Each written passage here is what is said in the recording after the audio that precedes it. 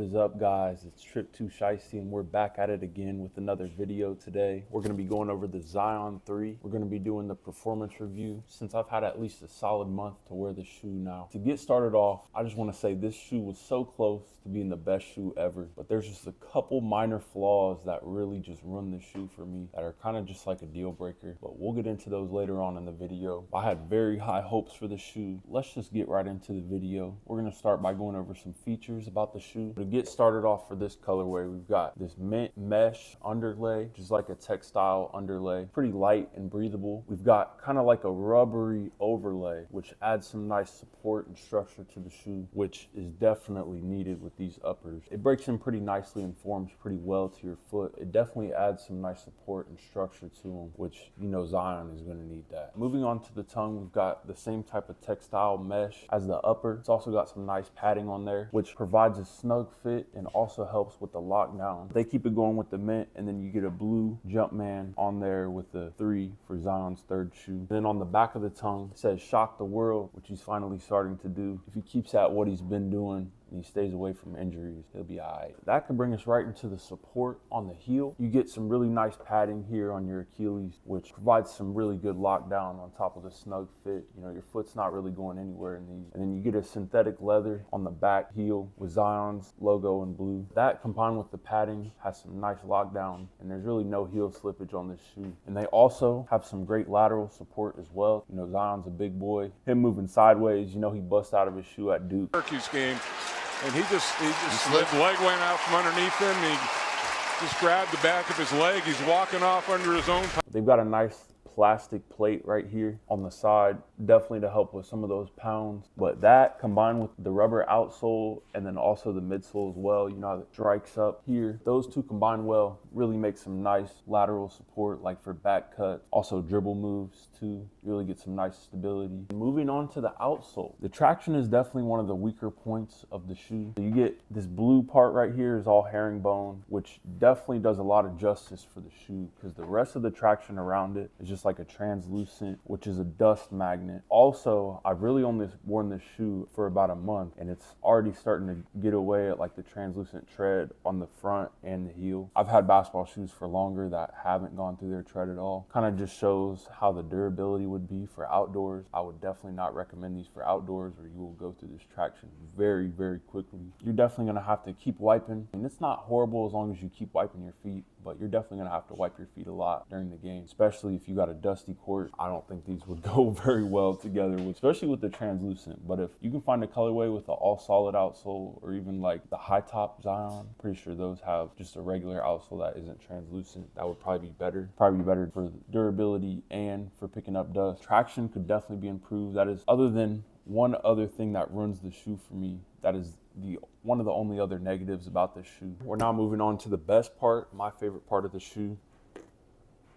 Like, you can just, seems a bit flimsy to me, but that just shows you how much support is added by the midsole. But this is definitely the best part of the shoe, and this is the reason why I'm sure a lot of people are comparing this to the Kobe 8 and the Kobe 9 because of the drop-in midsole. That was huge when Nike brought that to the LeBron 11s and the Kobe 8s, because you could like swap out those midsoles, because the LeBrons had the full-length zoom, which I've always been a fan of zoom. But that's where I feel like this takes the cake. This is the only thing that's better about this shoe than the Kobe 8. And that shoe, they just use straight Cushlon, which is a good foam. But I know, at least for a player like me, where I try to be as explosive as I can, that's only going to help my game. And I'm a bit heavier, so I feel like I need a little bit more cushion than just Cushlon under my feet, even though it is a great cushion. In this one, they use Formula 23, which would be Jordan Brand's version of Cushlon, which is honestly very comfortable. I've even got a pair of Kobe 9s here to kind of compare. This is what everyone was saying. It's very similar with their drop-in midsole. Definitely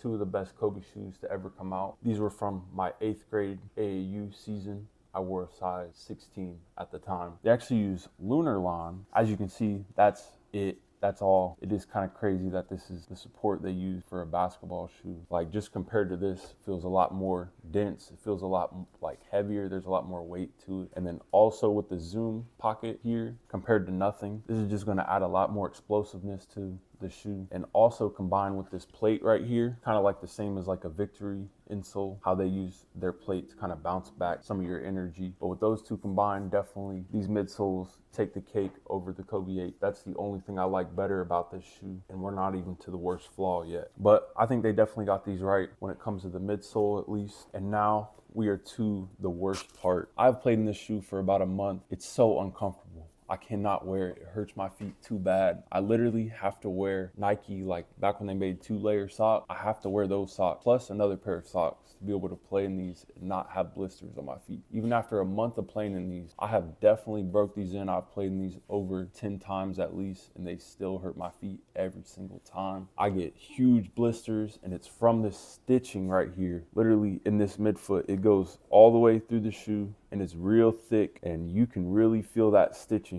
Like, it's crazy. It's literally right there on both of my feet, and it's that stitching. If only they just didn't have that, this would probably be the best basketball shoe I've ever played in. I'd say the Kobe 8s are. These are one up on the Kobe 8s when you look at the cushion, but that is the only thing I would really take with these shoes. I feel like these are more catered to like small forward. I would say centers for his high top version with the strap, because you definitely need some more ankle support. I need some more ankle support. If I were to buy these again, I would go with the high top ones, but I definitely would not buy these again. It's definitely too late to return them. These really just sit in my closet now. But good thing I got these on sale for $77 on Nike. They didn't break the bank too bad. You can still find these for pretty cheap if you guys still want to take the risk, or if you just double sock every time you play, then you'll be all right. This is definitely one of the best shoes I've played in when you take that factor away. And if you play on good courts, if you don't mind wiping your shoes and the traction isn't the worst, you just got to wipe with that translucent outsole. You're just going to have to double sock every time with that stitching. Overall, this is a really great shoe.